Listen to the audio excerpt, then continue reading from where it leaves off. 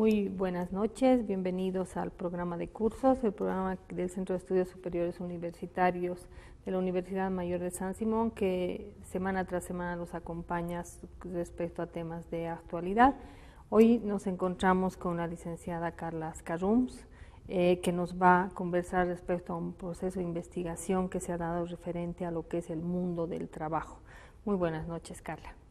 Buenas noches y gracias por la invitación a este espacio en el que podemos poner en antecedentes a la población sobre lo que está haciendo la universidad.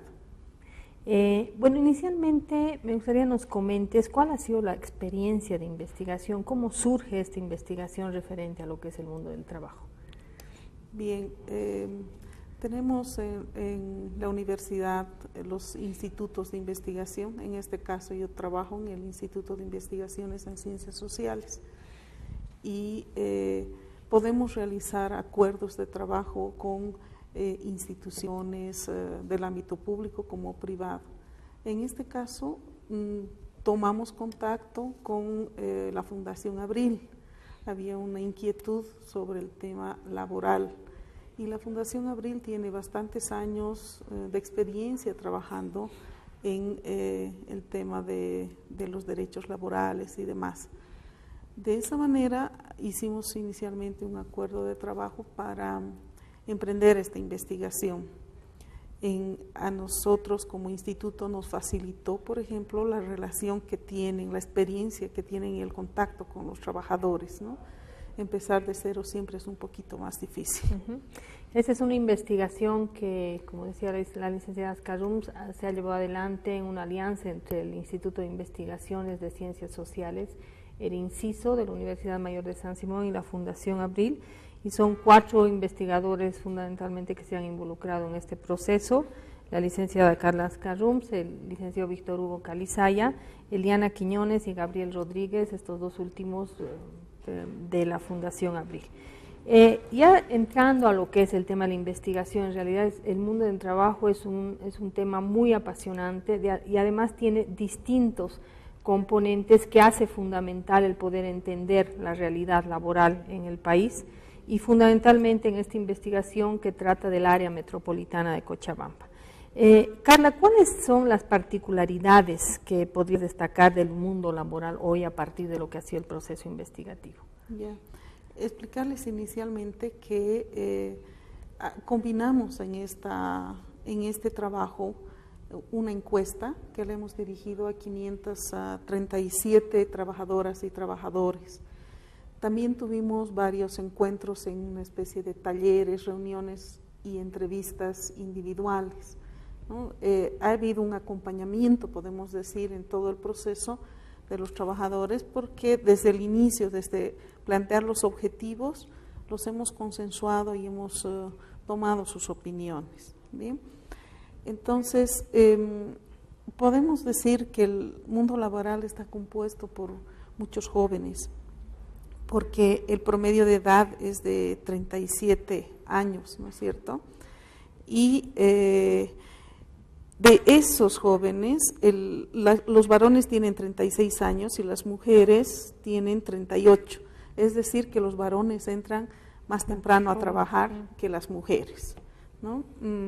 Entre nuestros entrevistados, la persona de menor edad tenía 13 años y era una mujer, y el de mayor edad un varón y tenía 73 años. Es decir, esta persona podía estar ya jubilada, ¿no es cierto?, pero seguía todavía trabajando. Esto nos permite identificar una serie de características que tiene precisamente el mercado laboral y la realidad laboral en Cochabamba. Fruto de lo que han sido todo lo que han sido las políticas neoliberales, ha generado transformaciones en lo que es el mercado laboral, no solamente en Cochabamba, sino a nivel nacional, incluso a nivel regional y global. ¿Cuáles son los impactos que han generado estas políticas neoliberales, la flexibilización laboral respecto a los derechos laborales de los trabajadores? Bien, es un poco complejo entrar a hablar de como si fuera una homogeneidad el mundo laboral. hemos tomado como criterio de diferenciación, porque decimos el mundo laboral entre lo público, lo privado, los trabajadores por cuenta propia, etcétera. Entonces, hemos tomado como criterio para observar esto la dependencia, es decir, el grupo de trabajadores independientes y los trabajadores dependientes, obreros y empleados, y por el otro lado están todos los trabajadores por cuenta propia, patrones, socios, empleadores, cooperativistas o microempresarios, ¿sí? Porque hemos encontrado que en lo que se supone o podría ser, digamos, un espacio laboral independiente o por cuenta propia, como lo que vemos en las calles a las personas trabajando con sus carritos, por ejemplo, sirviendo refrescos, etcétera, también esas personas son empleadas, ¿no? Entonces, ese espacio está escondiendo otro tipo de relaciones de explotación, ¿no? Entonces, hay empresarios que tienen 10, 15, 20 carritos que utilizan la imagen de la mujer trabajando en la calle, pero están en realidad empleando a las personas, ¿no? No son trabajadores independientes. Por eso hemos tomado como criterio esto, ver si son dependientes o independientes. Ahora bien, ¿qué hemos encontrado en este espacio? Nos hemos preguntado por si tienen o no contrato de trabajo, primero, ¿no? Hemos encontrado que el 55% de los trabajadores tiene un contrato de duración indefinida, ¿ya? Y entre los que tienen contrato, el 28% no tiene contrato y ningún tipo de contrato. Entre ellos son mayoría las mujeres, ¿no? Son las mujeres que no están accediendo a este contrato. El tener o no contrato es muy importante porque define, por un lado, las funciones, el tiempo de trabajo, hay una claridad en cuanto a lo que uno debe o no debe hacer, ¿no es cierto? Entonces, el no contar con este instrumento, ya sea de alguna manera, nos pone en una situación difícil frente al empleador. Dentro de lo que son estas características, ¿cuáles son las categorías ocupacionales más importantes dentro de la investigación que han desarrollado? Bueno, hemos encontrado que la mayoría, no lo encuentro,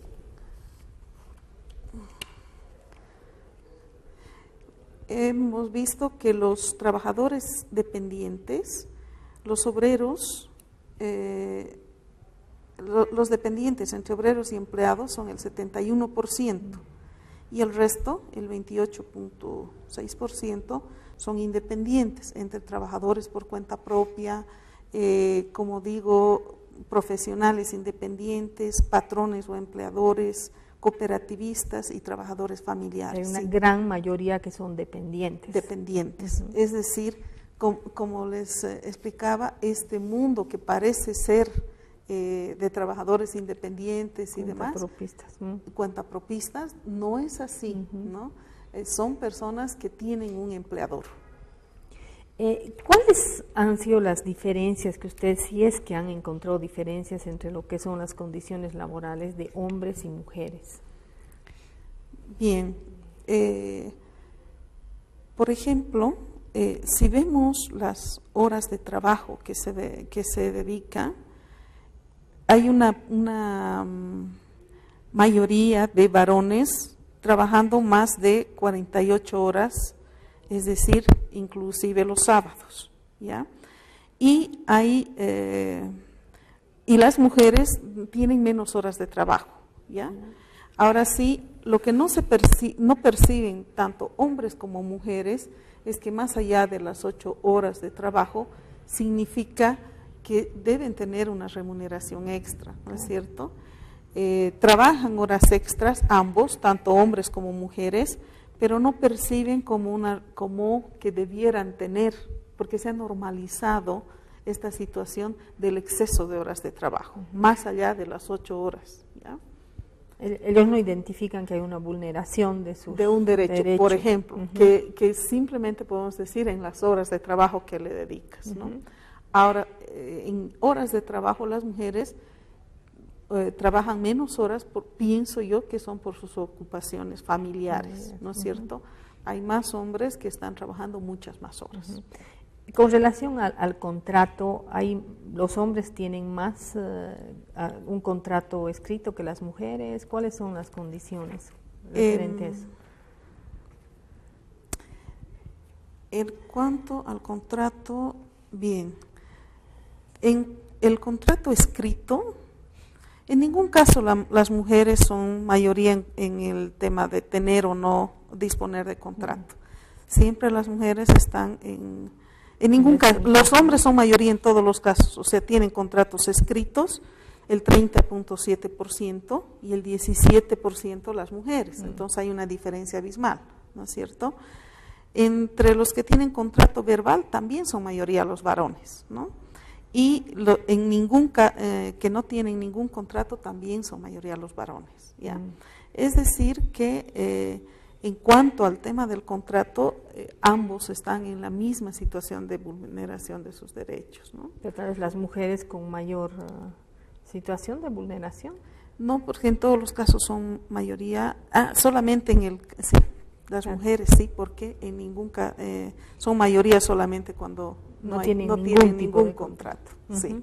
Y respecto a lo que es el acceso o el derecho de la prestación de servicios, por ejemplo, afiliación a seguro médico, aportes a AFPs, la posibilidad de, en caso de embarazo, tener subsidios, ese tipo de derechos también están siendo vulnerados en esta investigación. Sí, hemos encontrado nosotros que respecto al derecho a vacaciones, ¿no? El 35.4% de los trabajadores sí tiene derecho a vacaciones y el 64.6% no lo tiene, ¿no? En el caso de los trabajadores, si vemos por dependencia, como les he dicho, que es el criterio que hemos tomado, 34.5% de los trabajadores tiene derecho a vacaciones, que son dependientes, y el 37.2% no los tiene.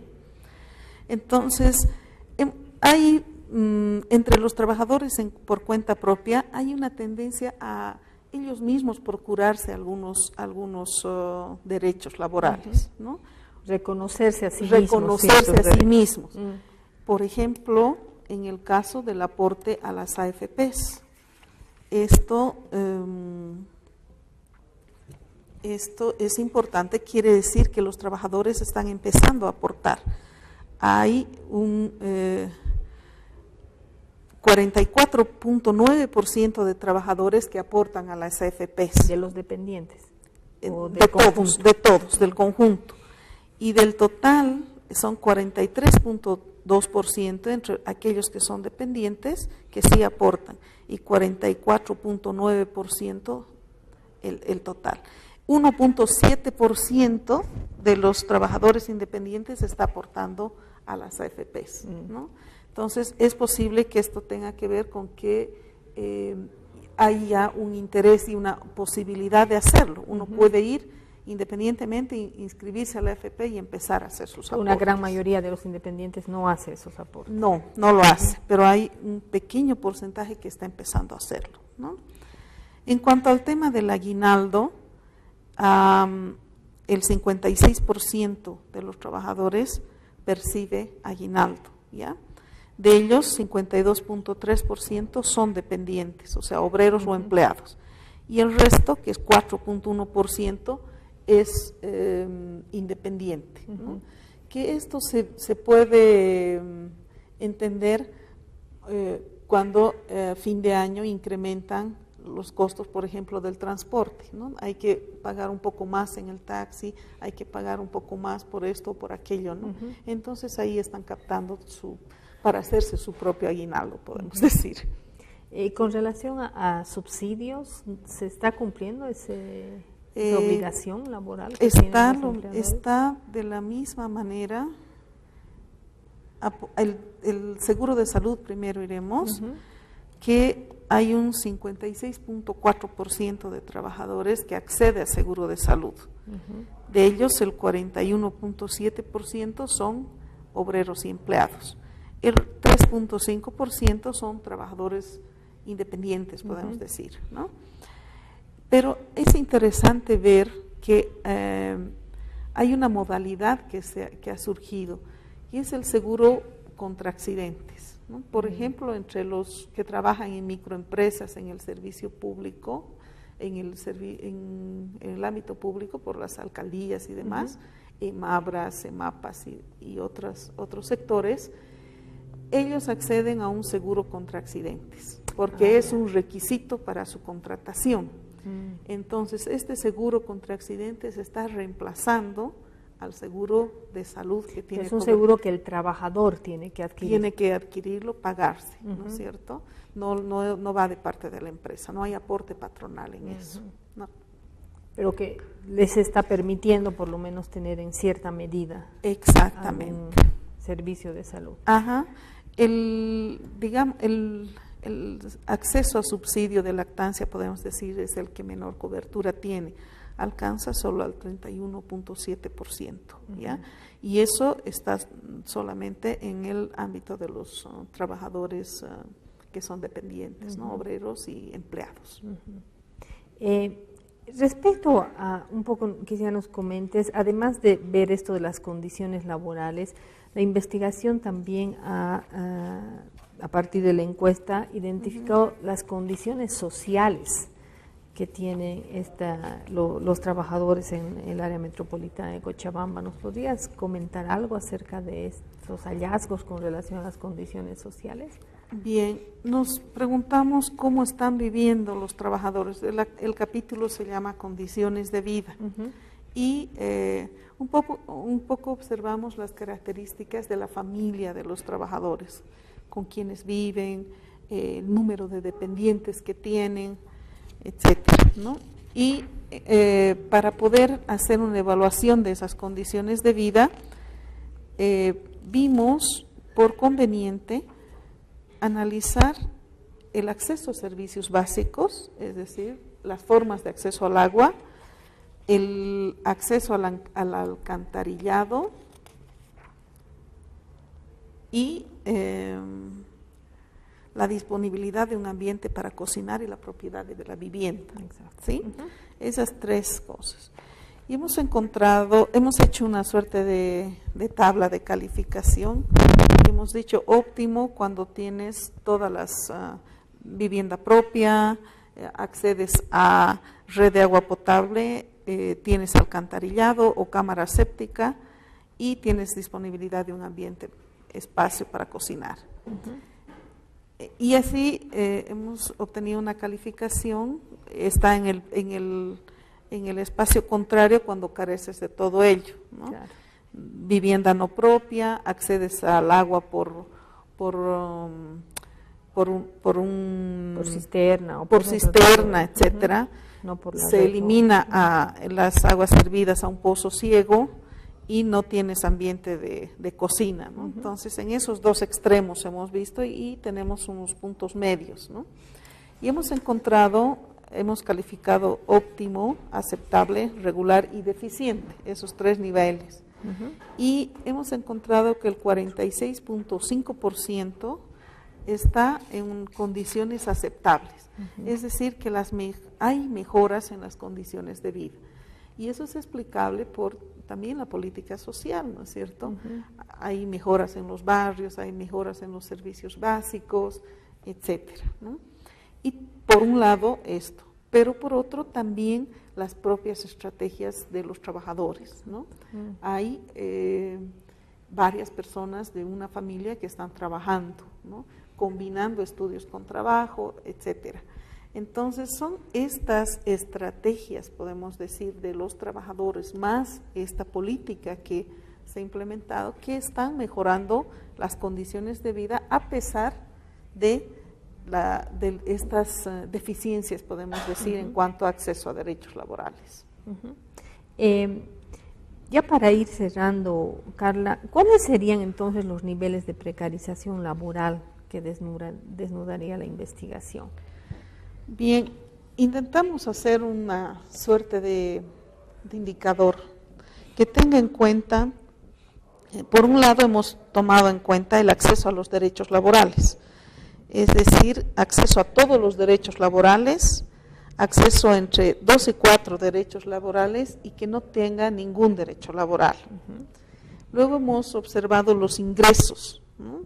Entre 2.500 o menos, el inferior podemos decir, entre 2.501 y 4.000, el y medio, y las personas que ganan más de 4.000. Y el tipo de contrato. Entonces, sin contrato, con contrato temporal o con contrato indefinido. Con esos criterios hemos hecho una calificación, viendo qué características reúne cada uno de nuestros encuestados, ¿sí? Y hemos encontrado que hay una tendencia alta a la precarización, ¿sí? Los no precarizados, los que tienen derechos laborales, tienen ingresos altos, es decir, superiores a 4.000 bolivianos y tienen contrato indefinido, son solamente el 4.1%. Y estas personas, si vemos, son personas mayores, más de 51 años, ¿no? 51 años o más. Es decir, que sus condiciones de trabajo devienen de conquistas laborales anteriores, ¿no es cierto? Entre los jóvenes ingresan a trabajar a esta calificación que le hemos dicho, altamente precarizados o totalmente precarizados, ¿sí? Y los que están en una edad media entre 31 hasta 40 años, 19 hasta 30, están en estas categorías medianamente precarizados, ¿no? Entonces, la edad tiene que ver con la situación laboral de las personas. Es decir, que poco a poco se va haciendo conquistas en cuanto a derechos laborales, ¿no? A medida que vas ganando antigüedad, vas accediendo a una y otra cosa. Y creo que también tiene que ver cómo está cambiando un poquito la normativa, ¿no? Ahora te están exigiendo ciertos requisitos, te inscribes a funda empresa, etcétera, tienes que tener, hasta un taller muy pequeño tiene que tener ciertas condiciones para sus trabajadores. Pero hay gente que obviamente escapa a ese control, ¿no? Y ahí están los resultados. Okay. Bueno, se nos ha ido el tiempo, Carla. Muchísimas gracias por esta entrevista que nos da un pantallazo de lo que ha sido la investigación del nuevo mundo del trabajo, investigación de la realidad laboral en el área metropolitana de Cochabamba. Si ustedes quieren tener mayor información, está la publicación que han sacado entre la Fundación Abril y el Instituto de Investigaciones en Ciencias Sociales. Y me imagino que en el inciso pueden, o la Fundación Abril, conseguir la publicación. Realmente es una investigación que tiene una calidad de información muy valiosa para poder entender lo que es el mercado laboral. Les agradecemos, gracias nuevamente, Carla, y buenas noches. Muchas gracias por la invitación y buenas noches.